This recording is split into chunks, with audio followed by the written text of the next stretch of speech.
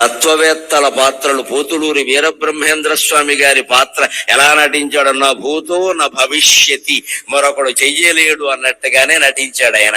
గౌతమ బుద్ధుడు లాంటి పాత్రలన్నీ వేశాడు. రామకృష్ణ పరమ వివేకానందుడు లాంటి పాత్రలన్నీ వేశాడు. అలాగే ఇక జానపదం ఆయన్ని కాంతారావు గారిని చెప్పుకున్నాకే ఎవరినైనా చెప్పుకోవాలి.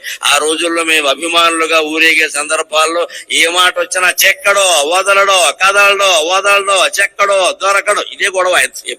అన్ని ఆయన సినిమాలే, మా భాష నిండా ఆ సినిమాలే. ఖచ్చితంగా చెక్కడు దొరకడు కదలడు వదలడు అన్ని గులియబకావళి కథ అన్ని మొత్తం జానపద చిత్రాలు, రాజులకు సంబంధించిన చిత్రాలన్నింటిలోనూ ఆయనే మహారాజుగా, సేవకుడు దగ్గర నుంచి మహారాజు వరకు అన్ని పాత్రలు వేశారు. సంఘ శ్రేష్ఠ సాంఘిక పాత్రల్లో కూడా తక్కువ తినలేదండి ఆయన. చిరంజీవురులో ఆయన పాత్ర ఎటువంటిది, నిజంగా ఆ గుడ్డివాడుగా నటించడం అనేది మరొకటికి సాధ్యం అయ్యే విషయం.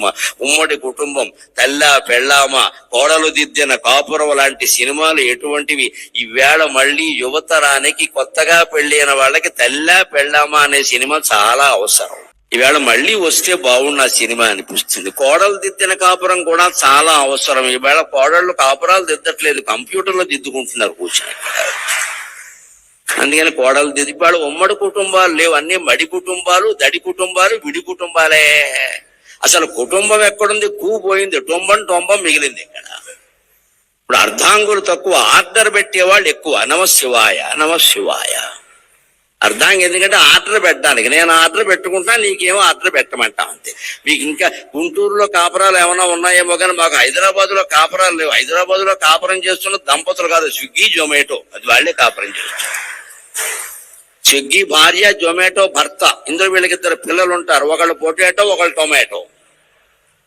మగ పిల్లలు కాస్త గట్టిగా ఉంటారు కాబట్టి పొటాటో, ఆడపిల్లలు మెత్తగా ఉంటారు కాబట్టి టొమాటో. స్విగ్గీ జొమాటోలు కాపురం చేస్తున్నాయి కానీ పిల్లలు ఎవరు కాపురాలు చేయట్లేదని హైదరాబాద్ లో ప్రతిరోజు ఆర్డర్ పెట్టడమే. ఆర్డర్ పెట్టడానికి పెళ్లి ఎందుకండి? పని లేక కంప్యూటర్ ఉంటే చాలు ఇక్కడ. అలా తయారైన మన సమాజానికి ఇవాళ రామారావు గారు నటించిన ఉమ్మడి కుటుంబం, తెల్లా పెళ్ళామ, కోడలు దిద్దిన కాపురం, రైతు బిడ్డ లాంటి సినిమాలు మళ్ళీ రావాలండి. మళ్ళీ రీ రిలీజ్ కావాలండి.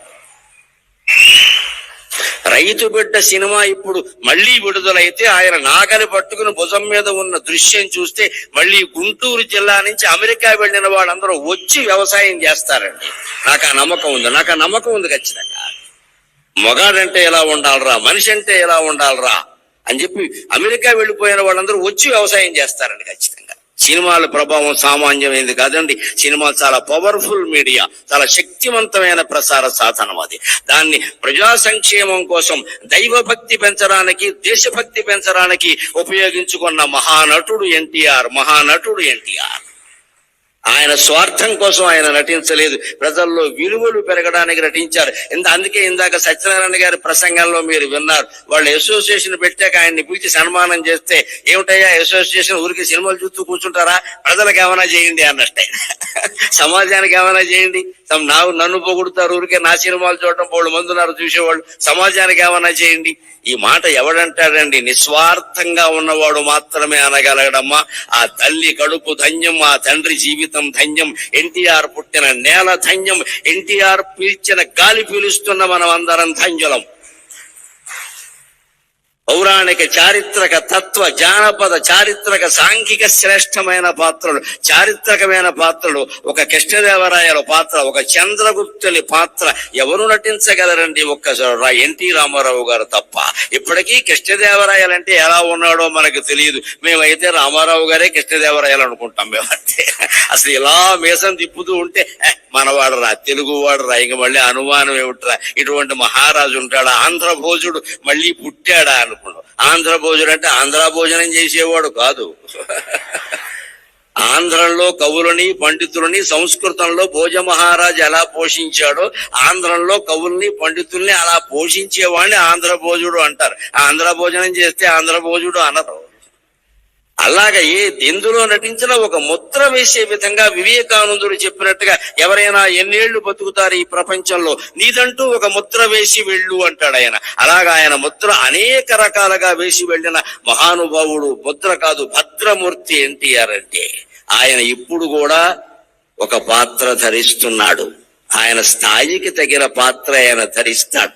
ఎప్పుడు ఇక్కడ మహారాజుగా నటించాడు కదా, అందుకే భగవంతుడు ఆయనకి ఇచ్చిన యోగం ఏమిటి అంటే, అనగా స్వర్గమునేలు పాత్ర కొనినావా రామరాయ ప్రభో. ఏమయ్యా, ఇన్ని రకాల మహారాజుల పాత్రలు వేసావు కదా, స్వర్గాన్ని పరిపాలించే పాత్ర తీసుకోవయ్యా అని భగవంతుడు దేవేంద్రుడు స్వయంగా పిలిచి రామారావు గారికి స్వర్గం ఇచ్చాడు. అక్కడ ఆయన పరిపాలన చేస్తున్నాడు. ఆయనకి ఏ లోటు జరగడం లేదు. మనం దాని గురించి కంగారు పడక్కల. ఇక్కడ వైవిఎస్ చౌదరి గారిని పక్కన పెట్టుకుని నేను ఒక మాట చెప్పాలి. ఈయన ప్రతి సంవత్సరం మే 28వ తేదీని ప్రముఖ పత్రికలు అన్నట్లు ఫుల్ పేజీ ప్రకటన ఇస్తాడు పూర్తిగా. ఇప్పుడు కాదు, ఒక 30 ఏళ్ళు 40 ఏళ్ళు చాలా ఏళ్లుగా జరుగుతోంది, చూస్తున్నాను. ఆ రోజు నేను మే 27 రాత్రి నిద్రపోతూ తెల్లారితే చౌదరి గారు ప్రకటించిన ఫోటో ఎప్పుడు వస్తుందా అని చూస్తాను. ఎన్టీ రామారావు ఫోటో. అది సరిగ్గా ఇలా బొగ్గమే చేయట్టుకుంటుంది, ఇలా ఉండి ఇలా బొగ్గమే చేయట్టుకుని ఉంటుంది. అసలు ఆ ముక్కుకి ఇవ్వచ్చండి ₹1 కోటి, అనుమానం వెళ్ళేది. ఇక మిగిలిన అవయవాలకంతా లెక్కలు కట్టుకోండి, నాకు అనవసరం. నేను ఆ ముక్కు చూస్తూ కూర్చుంటా. ఈ ముక్కు ఎవడుకుంది అసలు? ముక్కు మీద కోపం ఉన్న వాళ్ళు చాలా మంది ఉన్నారు, కానీ ఆ ముక్కు ఎవడుకుంది? కోటేరు లాంటి ముక్కు అని కావ్యాల్లో సినిమా పాటల్లో పూర్వం వారి కోటేరు లాంటి ముక్కు అండి నిజంగా అయింది.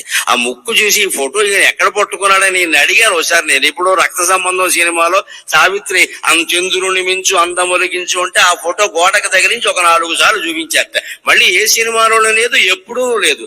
దాన్ని పట్టుకుని ఆయన పరిపూర్ణమైన సంతృప్త హృదయంతో ఇప్పుడు నీ సేవలో ప్రభువుని ఒకే రకమైన మాట రాసి ప్రతి సంవత్సరం వేస్తారండి. మా ఇద్దరి మధ్య బంధుత్వం అదే ప్రధానంగా, ఆ ఒక్క ఫోటో. ఈ ఫోటో ఎక్కడ దొరికిందండి బాబు? ఇది రాముడి కంటే కృష్ణుడి కంటే అందంగా ఉందన్నా నేను. ఇలా బొగ్గ మీద చేయి పెట్టుకుని ఉంటే అస్సలు అది కాదండి. ఆయన చూసిన వాళ్ళు 16 ఏళ్ల అమ్మాయిలు కూడా ఎన్టీఆర్ వెనకాల పడాల్సిందే. ఆ ముక్కు అంటే అంతే, ఇంకా కోటేరు లాంటి ముక్కు అంటే అంతే. అటువంటి ముక్కున్న మొగుడు దొరికితే ముక్కోడు దేవతలకు మొక్కుకున్నట్టు లెక్క. బండ ముక్కలు బొర్ర ముక్కలు కాదు ఎంతసేపు. ముక్కు అంటే ఎన్టీ రామారావు ముక్కులో ఉండాలి. ఆ ముక్కుకు చాలు, ఇంకేం అక్కల. ఆయన నటన నుంచి కదా, ఆయన జీవితం నుంచి కూడా మనం నేర్చుకోవలసింది క్రమశిక్షణ.